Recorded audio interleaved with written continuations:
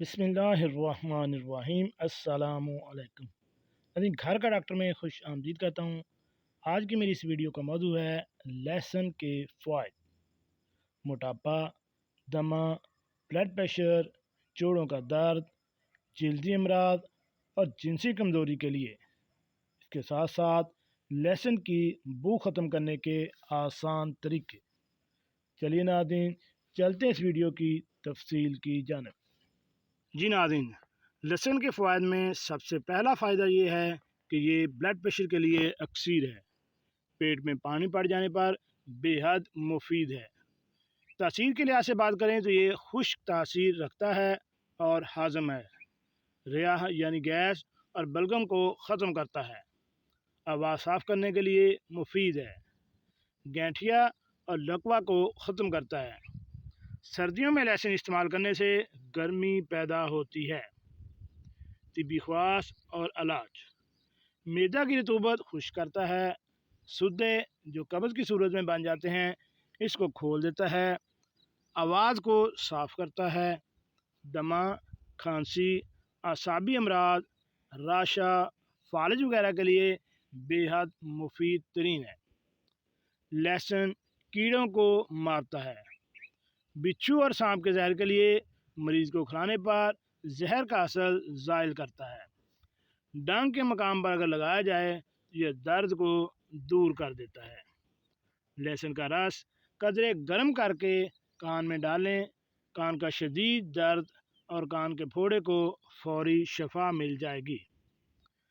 खाने की तरफ अगर जाएं तो लगन लहसुन को कूट कर और अगर फोड़ों पर लेप करें और उसके ऊपर बांध दें तो फोड़ा जो कई दिनों से फट नहीं रहा होता, उसका मुंह बन जाता है और वो फट जाएगा और इससे फासद मवाद जो है वो खारिज हो जाएगा। लहसुन को तिलों के तेल में पकाएं और तमाम असर तेल में निकालें। इसकी मालिश से सर्दी की दर्दें, नमूनिया, गैंठिया और पेशानी का दर्द दूर हो जाता है। लहसुन के फ़वाइद में कि लहसुन पीस कर दांतों के सुराख में रख दें।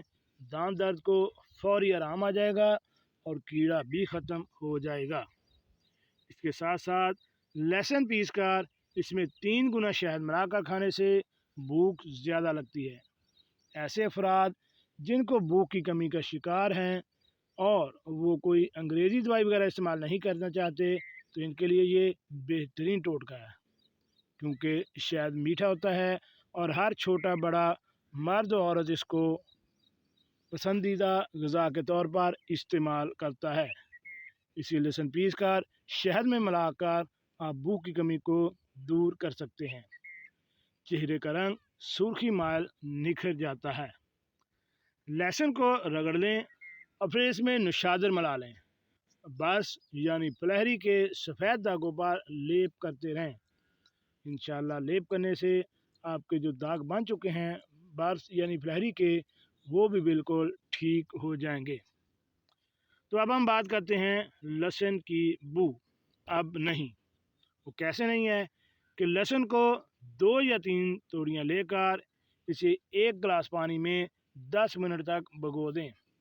इसके बाद लहसुन को पानी के गिलास के साथ निगल लें और 45 मिनट तक कुछ भी ना खाएं। अब आपके मुंह से लहसुन खाने के बाद नागवार बू भी नहीं आएगी। इसका एक फ़ायदा ये भी है कि जब आप इन्हें गिलास से निकालेंगे तो इन पर से छिलका खुद ब खुद उतर जाएगा।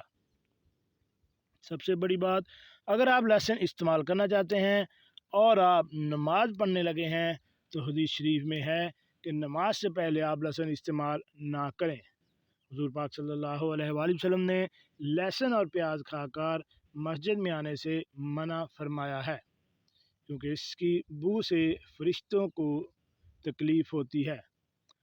नमाज का एहतमाम करें, लेकिन अगर आप खाना खाना चाहते हैं तो लहसुन, कच्चे लहसुन को अपनी खुराक में इस्तेमाल ना करें और नमाज के बाद अगर आप खाना चाहते हैं तो आप इसको खा सकते हैं। अपना और अपनी फैमिली का ख्याल रखिएगा और ऐसी मालूमाती वीडियो हासिल करने के लिए मेरे इस चैनल घर का डॉक्टर को